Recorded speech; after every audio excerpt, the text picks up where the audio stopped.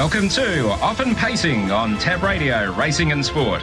Tim Walker will be joined by Matt Young and Oliver Cownie as they delve into the form for today's Pinjarra harness meeting, as well as an early look at tomorrow's meeting at Gloucester Park. We are Often Pacing. Yeah, very good morning, everybody. Welcome along to another edition of Often Pacing. So much to work through over the course of the next half an hour or so. We've got Matt Young and Ollie Cownie standing by. We'll get to them momentarily. Michael Young's also going to be a special guest on the program this morning to have a look at his runner today and also a winning double on Friday night. A little bit to work through with him. He'll join us in about 15 minutes' time, so looking forward to that.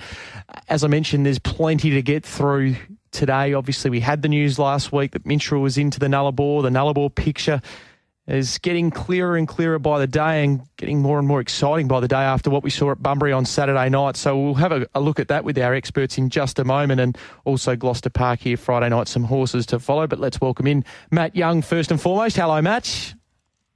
Good morning again, Tim. Great to have you on the line, and also a happy Fremantle Dockers man this morning, Ollie Cownie. Good morning to you. No, I'm very pleased I got the win. It's been a disappointing start, so yeah, we're back on track there. Good morning to you as well, Matt. Great to have you on the program, Ollie, as well. Gents, let's start. Matt, you were there at Bunbury on Saturday night, and it was a tremendous race in prospect. I thought you set it up well with your preview that was on the Tab Touch blog, and then just a couple of moments before the arms folded back, the way that you were able to set the scene, and it didn't disappoint, did it, the Bunbury Cup on Saturday night? No, it was. You could just see as soon as the barrier draw came out, it was going to be a fascinating contest. And as mentioned, not just between the horses, but just two great drivers that would have been trying to feel each other out and see who could land in front of who. But Junior's interviews, and we covered it on X, like he was not accepting defeat in the early stages. He was just very, very much accepting that Aiden would keep the advantage on him and he wouldn't be able to punch through. So he knew he was going to have to go to plan B, and it was good insight from Junior, and just to see the way that his mind was thinking. And we know how forward the Gary Hall senior runners are first up, and Junior had the confidence to drive Mr. Smarty in a very aggressive manner from about the 1,200 metre mark, and I thought he was outstanding in himself to be able to run into the top five after doing all that work first up.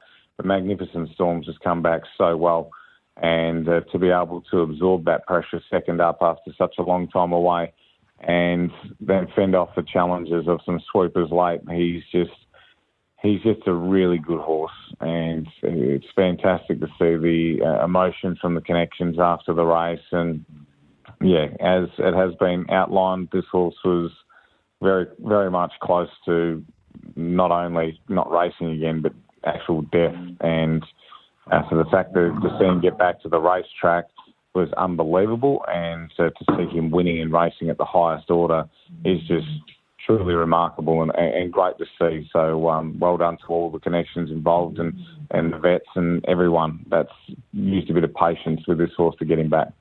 Ollie, your takeaways from Saturday night? Oh, echo Matt's thoughts there. It was terrific to see Magnificent Storm back in that type of style. Obviously, he was fantastic at Pinjarra too recently, but to cop that mid-race pressure there like he did, 27-3, 27-6 through the middle, and keep on kicking. It looked like he might have been empty halfway up the straight, but he just kept finding he's a winner, that horse, and he was terrific. And it was just, it bodes really well for his Nullarbor campaign coming up shortly. I thought of the Beaton Brigade, I thought Mighty Conqueror was fantastic. He came from last. He's obviously a horse that's also had a few injury issues, and he's returned really nicely. I thought his previous run was terrific as well behind Tenzing Bromack, and then there on Saturday he closed off powerfully and was really good there. And then Wave Rider as well was another one that impressed. He seems to be a better horse, sat up for one go at them, and he ran on super there in this type of company, which he hasn't taken on a lot in the past. So it looks like he might be able to make that step up. Right here, right now, Matt, I'll ask you firstly, and then Ollie after that. Magnificent Storm, can he win a Nullarbor? Yeah, absolutely he can. Yep. I don't think there needs to be any more going into it. I think, he's definitely a winning chance in the Nullarbor. Ollie, are you of that opinion as well? Yeah, no, I definitely think off the back of that, there's no doubt that he'll be improved off that run, given the amount of time he had off. So I certainly think he's got to be right up there. Mr. Smarty is certainly, he's one of the benchmark horses. So if he's beating him, then he has to be a real good chance in the Nullarbor. Swayze $2.35, Don Hugo $4, Mr. Smarty, Minstrel both at $5, Catchawave $6. Gee, he's a sport. It would seem as if he's the front runner for the Bond slot. Of course, you mentioned Mighty Conqueror and how well he's going though, gents. He's a sport $7, Magnificent Storm $7, Wave Rider there at $26. He was terrific. So there is perhaps that option there if they'd like to throw Wave Rider in the deep end for the Kevin and Cole Jevons slot. There is that option there if it's not Swing Band, but certainly we'll be given every opportunity to get into that slot. Will Swing Band, chatting to Connections last week. So that's a look at the Bunbury Cup from Saturday night. Now, let's go back to Friday night. Ollie, first and foremost, we're going to have a chat to Michael Young in a couple of moments' time, but Hugo-tastic to be down here and watching him up close. First up, under lights, did you enjoy what you saw there? Oh, I loved it. Yeah, no, it's fantastic owning horses and going down there and watching them win. It doesn't really matter what percentage of the horse you have is, but when you watch them cross the line first, it's a fantastic feeling. And he's a really, really exciting horse. He's got amazing high speed. He ran a 25.9 third quarter at Pinjarra and was sort of eased down a bit to the line, and he looks to have plenty left, and he's still learning his craft a little bit. So there's a bit of upside there as well. So I'm really excited to see what he can do in the future. Keep going with some horses to follow for us from Friday nights. Yeah, out of race one, in the No Metro win race, I thought Mr. Piccolo was fantastic there. He closed off really strongly and wasn't beaten far by Vanderbilt, who's absolutely flying at the moment. And yeah, he just covered a lot of ground in that race, and he was really impressive to win his heat of this series at Northam, albeit on protest. So I think he's a horse that can definitely take out one of these No Metro win races, and he's been really, really good recently. So certainly a win in that grade is not far away for him. In the second race, I think another horse that's going particularly well at the moment is Relum. I think his last few starts have been terrific without a lot of luck, and it was the same there on Friday. They ran home a pair of 28s, and he was right off the track, and he was still coming on the line, but it was just left with too much to do there, the way the race was run with Blaze Away getting on the front end. So I think he's definitely a horse to follow, and in a race that's a touch easier than taking on Blaze Away, I think Relum can swoop over the top. So keen to keep following him. And then out of race 9, in one of the lower grade races on the night, the 0-1 win Autumn Series race, I certainly think Jilliber Mojito was an improved effort there on Friday. Closed off really strongly. Looks like it's a horse that has just taken a few runs to get going, but I thought that run on Friday showed that a win isn't too far away for Jilliber Mojito, perhaps from a better barrier than barrier 9 there, like he had on Friday. So keen to keep following that horse too. All right, alongside Mr. Piccolo and Relum. What about you, Matt? Yeah, look, I'm with Out of Sport Major. I thought he hit the line pretty well. I've liked all of his runs coming back from a spell. He's a bit of a tricky grade, but I do think he can get back to those Tuesday grades at Gloucester Park, and I think there could be a race for him soon. So Out of Sport Major, I thought Relatively Armour hit the line really well. She was sort of outside of her class from a tough draw, but I just liked the way that she hit the line. She was one that really started to impress me going into the end of her last preparation. So I like that the way that she's hit the line on Friday night shows that she's definitely come back with that same zest for racing, and I think there's a win in store for her very soon. And Noble Thorndor was a screaming certainty beaten at Bunbury 2 starts ago and then had absolutely no luck again on Friday night. I think this horse will be winning next time we see him step out. But he's a very smart type, and what we've seen for Justin Prentice so far is that he's come back really well, and he'll be winning next start, in my opinion. So, Addersport, Major, Relatively Armour, and Noble Thorndor.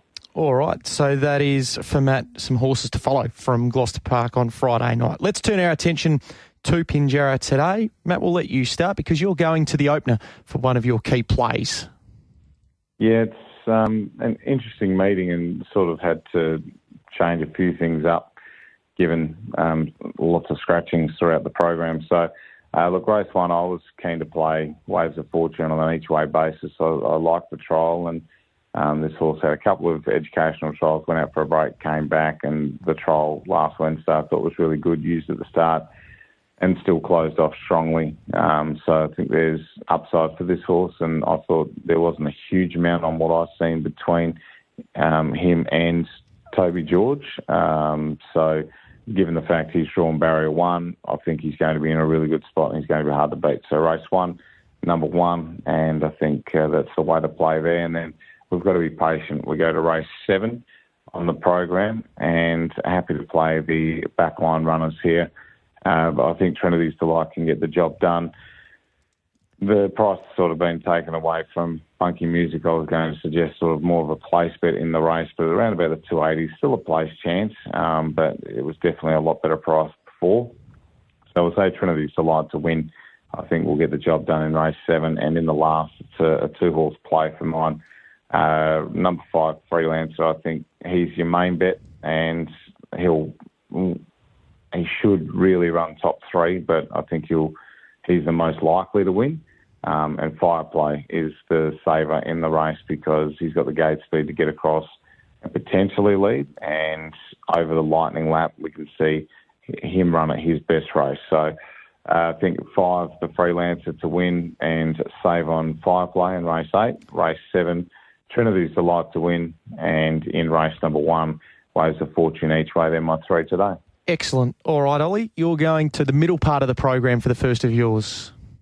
Yeah, kicking things off in race 4 to start, and I was keen to be with Major Mickey Whippy. It's a really interesting trainer switch here, and Dylan Edgerton Green takes over the training of this horse, and I think that could potentially see it improved in this race. It's drawn poorly off the back row, and the main danger does appear to be Swifty that's drawn gate 1, but I just haven't seen enough from Swifty yet to suggest that she's a better horse than Major Mickey Whippy, who was quite impressive, I thought, last time in, winning 2 in a row. And I think despite the back row draw, could even do a little bit of work in this race, and potentially it looks like the only danger is Swifty. So if he's able to just attempt to beat that horse, then I think he could be good enough to take out this race. So keen to go that way. And then in the next race, we go to race 5.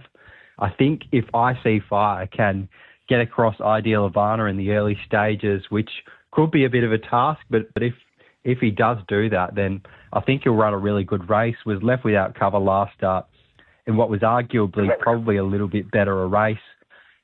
Turvey and Amy won, and Kinsabi was really good in second. So I think back into this company, I See Fire could run a really good race each way. Certainly the danger does look to be American Monarch, but I did think that horse had come up a bit too short in this race given her get back run on style. So I'm happy to be with I See Fire at the better value each way.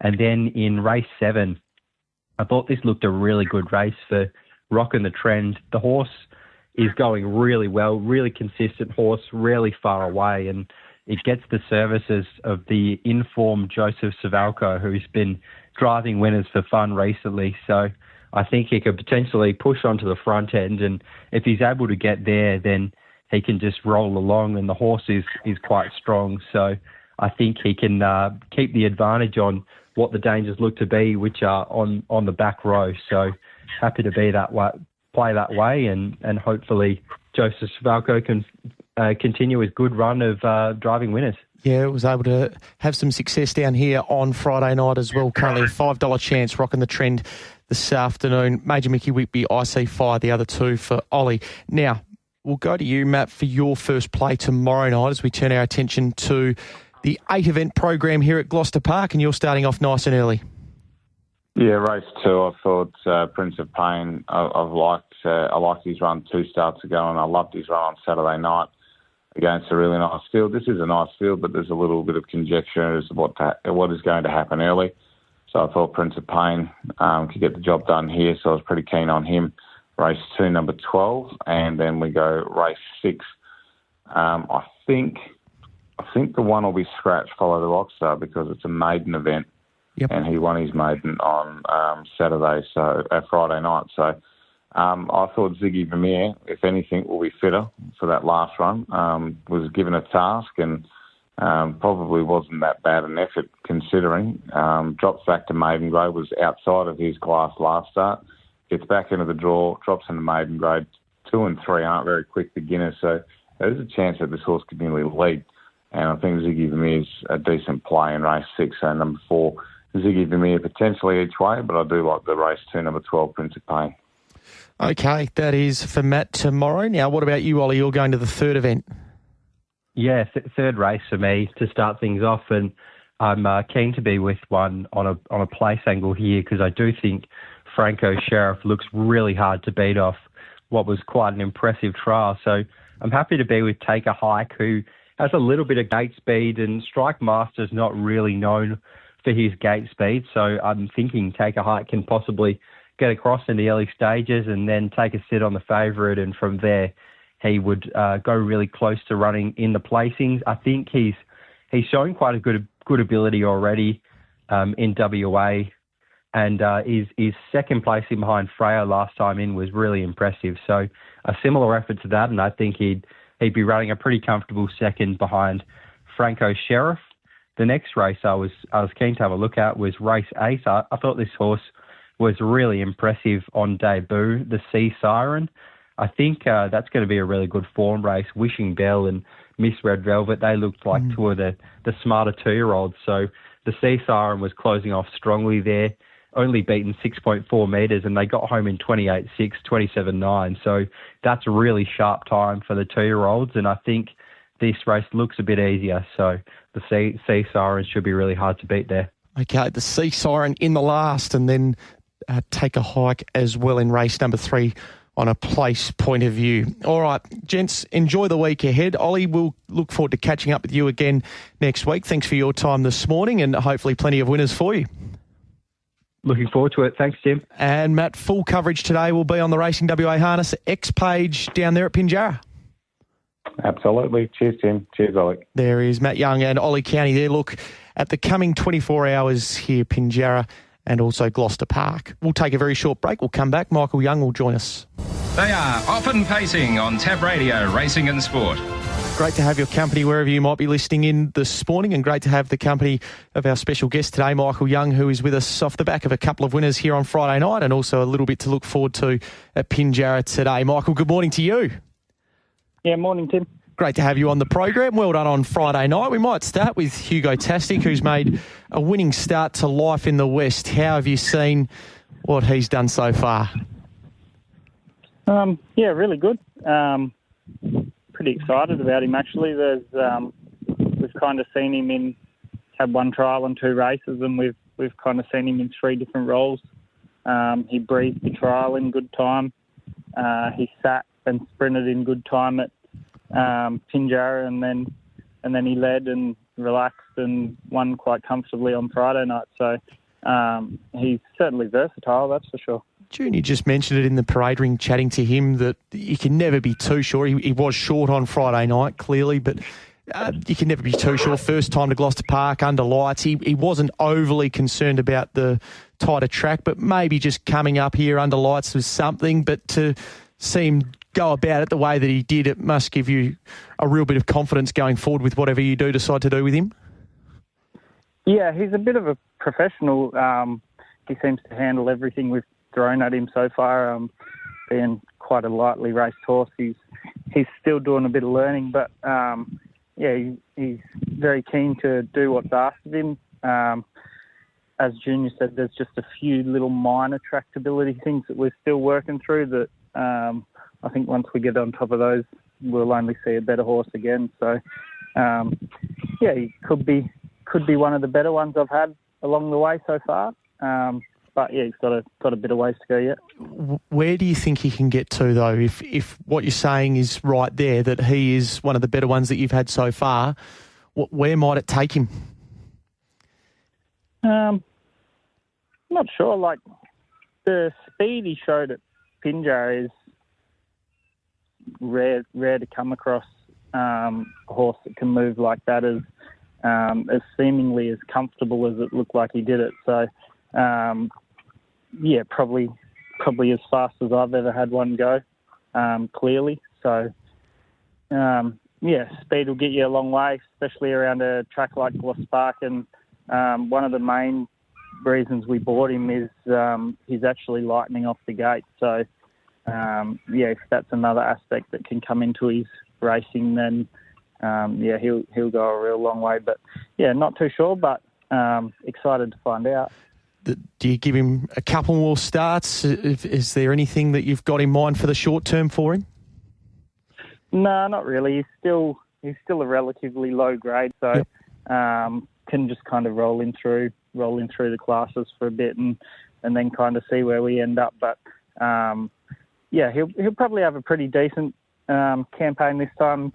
We've actually had him over here for a while. I got him up and had him pretty much ready to go the races, and he got a cut on his leg, so had to pull stumps with him, and then we gave him 6 weeks off and did it all again. So it's actually his second time through my system. So he's handling it pretty well, and he shouldn't slow down for a bit yet.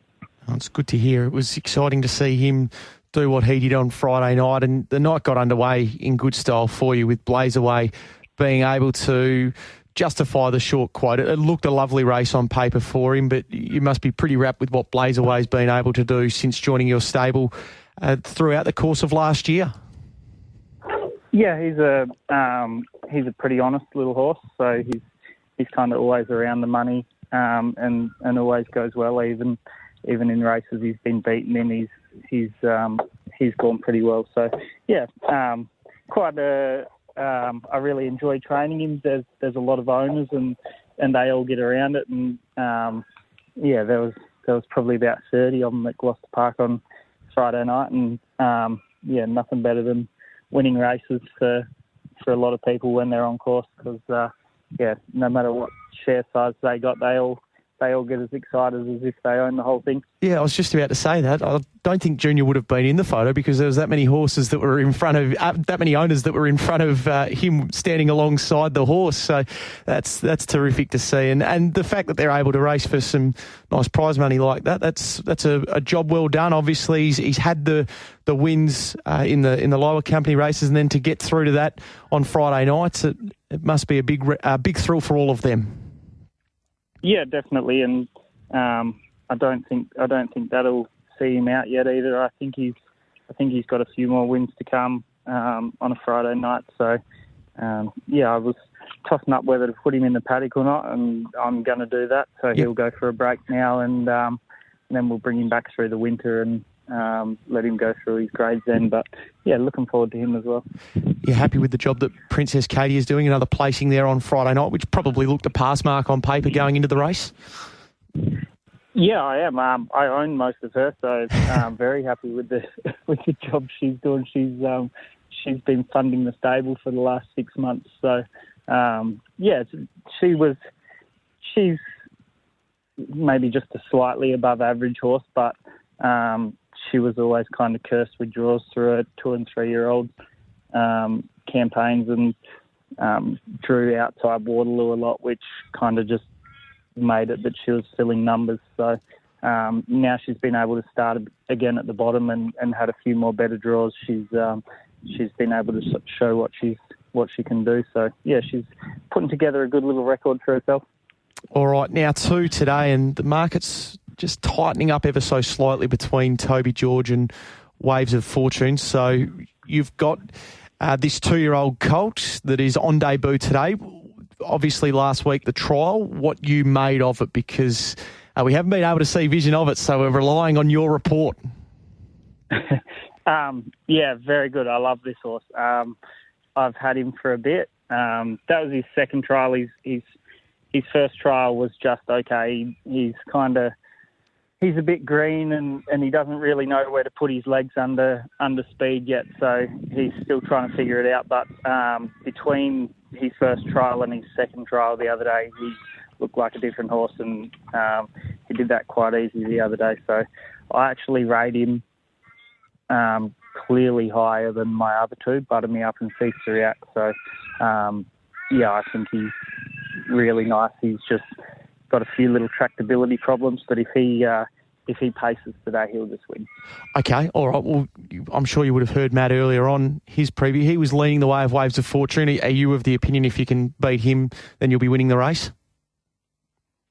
I think that if this horse puts his legs in the right spot, then he's going a lot further than just a couple of country races. Right. Okay. So that's a pretty confident push from your perspective there with Toby George. And just on those other two that you touched on, so we saw them earlier on. What's it look like the next few months for the other 2-year-olds you touched on there in Butter Me Up and Cease to React? We put them out after their last run's sales final, I think it was. So there's a nice little gap between features now. So they're actually due to come back in a week or so. So we'll aim for the Pearl and the Westbred and such with those. So looking forward to it. I haven't really had a good bunch of babies, and I haven't really had a good one at all. And now I kind of have 3 that I really like, all in one little clump. So I'm pretty excited about that. I know what it feels to be Aiden DeCampo now. Just on this Friday night, if we can. So we saw Penny Black a trial last week and was able to get the green light from a standing start point of view. Do we see her in the race for Roses? I've nominated her first preference for it. Second preference free for all. So I'll have a look when the noms come out. The free for all's pref draw on Sex and Dollars. So if Steno and Artie jump in it as well, we will draw inside them. So that'll be pretty tempting. But the race for Roses be a nice race for her. It's just with this new system, it's handicapped a lot of the higher class mares. Yeah. Right out of it kind of thing. So she'd start off 60. So got to try and work out who's going to be in front of her and how far they're going to be in front of her, and if we think we can run them down, because even if she can win the race, at what cost coming off a handicap like that. So we'll just have a look at the noms and figure it out. But really good backup plan with that free-for-all there too. Yeah, her effort last time out in the Golden Girls Mile down there at Pinjarra, I'm sure you're wrapped with how she's going about it at the moment. Yeah, it was a funny one. It was a cool race. Probably out of her comfort zone a bit, kind of first time over a mile with some hustle and bustle like that, whereas Steno and such are professionals over that kind of trip and with that kind of run. So, I'd imagine if she had a few more goes at it, she'd hone her craft at it a bit better. But it was a cool race to watch. It was a good spectacle, and they put time on the board. So, and she pulled up well from it. Excellent. Good to hear. Well, good luck today. Looking forward to seeing this youngster, and a glowing report that you've given there in regards to Toby George, $1.60 Tab Touch favourite for the opening event there today at Pinjarra. Thanks for your time, and we look forward to catching up with you again very soon. Thanks for having me on. Michael Young with us, our special guest this morning on Off and Pacing, and that brings us to an end of the show for another week. Appreciate you listening in, and don't forget you can jump on our podcast and catch the replay and all of the thoughts of Matt Young, Ollie Cownie, and then Michael Young there as well ahead of today's action at Pinjarra and also Gloucester Park tomorrow night. We're back again next week. We'll be in the lead up to the Governor's Cup, another key plank on the road to the Nullarbor. What are you really gambling with? For free and confidential support, visit gamblinghelpline.org.au.